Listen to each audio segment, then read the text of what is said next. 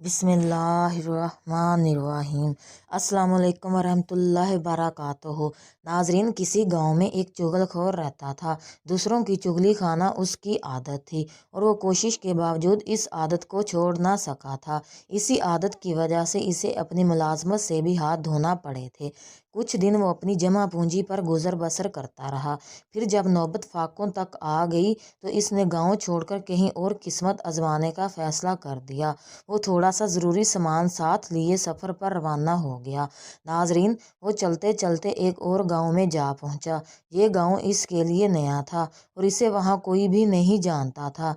वो एक किसान के पास गया और इसे मुलाजमत की दरख्वास्त की। किसान अकेला था और इसे मुलाजम की ज़रूरत थी। चुगलखोर इत्फाक से खेती बाड़ी का सारा काम भी जानता था, इसलिए किसान इसे अपने पास मुलाजम रखने को तैयार हो गया। नाजरीन, किसान ने जब चुगलखोर से तनख्वाह की बात की तो इसने कहा कि आप मुझे सिर्फ रोटी कपड़ा दे दें और ये इजाज़त दें कि 6 माह बाद आपकी सिर्फ एक चुगली खा लिया करूं। किसान ये सुनकर पहले तो बहुत हैरान हुआ और फिर दिल में सोचने लगा कि मुफ्त में नौकर मिल रहा है, खाली रोटी कपड़े में क्या बुरा है। 6 माह बाद एक चुगली खा लेगा तो मेरा क्या बिगाड़ लेगा। चनाचे इसने चुगलखोर को मुलाजमत पर रख लिया। 6 महीने गुजर गए। किसान तो चुगलखोर की बात को भूल चुका था, मगर चुगलखोर को ये बात याद थी। माहिदे की रोह से वो किसान की चुगली खा सकता था। नाजरीन, एक रोज़ जब किसान खेतों में गया हुआ था और घर में इसकी बीवी अकेली थी, इस बात का फ़ायदा उठाकर चुगलखोर किसान की बीवी के पास गया और हमदर्दी जताते हुए कहने लगा कि किसान कोढ़ी हो गया है, इसने अपनी बीमारी तुमसे छिपाई हुई है। किसान की बीवी पहले तो हैरान हुई, मगर चुगलखोर ने अपने अल्फाज से इसको कायल कर दिया और कहा कि कोढ़ी आदमी का जिस्म नमकीन हो जाता है। अगर तुम जानना चाहती हो कि किसान कोढ़ी हो गया है या नहीं तो तुम इसके जिस्म को काट कर देख सकती हो। किसान की बीवी इसकी बातों में आ गई। इसने ये सोचा कि इस तरह नौकर की सच और झूठ का पता भी लग जाएगा। वो बोली कि कल जब मैं किसान का खाना लेकर खेतों में जाऊंगी तो हकीकत का पता लगाऊंगी। चुगलखोर ने खेतों का रुख किया। फसल पक जाने की वजह से किसान 2 रोज से घर नहीं गया था। चुगलखोर किसान के पास पहुंचा और उसे बड़ी ही राजदारी के साथ कहने लगा कि तुम यहाँ खेतों में काम कर रहे हो और उधर तुम्हारी बीवी पागल हो गई है और पागलपन में आदमियों को काटने दौड़ती है। किसान सोच में पड़ गया। चुगलखोर ने किसान को कहा कि अगर तुम्हें मेरी बात का यकीन नहीं आ रहा तो कल जब वो खाना लेकर आएगी तो इस वक्त देख लेना। किसान को अपनी बात पर कायल करके चुगलखोर किसान के सालों के पास गया और इनसे कहने लगा कि तुम्हारा बहनोई तुम्हारी बहन को मार मार कर अधमवा कर देता है और तुम हो के अपनी बहन की खबर तक नहीं रखते।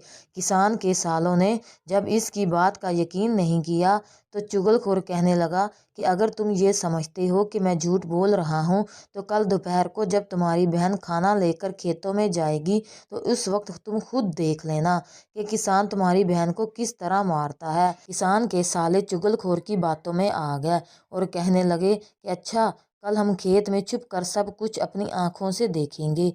नाजरीन, इसके बाद चुगलखोर इनसे रुखसत होकर किसान के भाइयों के पास गया और इनसे कहने लगा कि तुम्हारे भाई के साले हर चौथे रोज आकर इसे मारते पीटते हैं और तुम हो के अपने भाई की मदद को नहीं आते।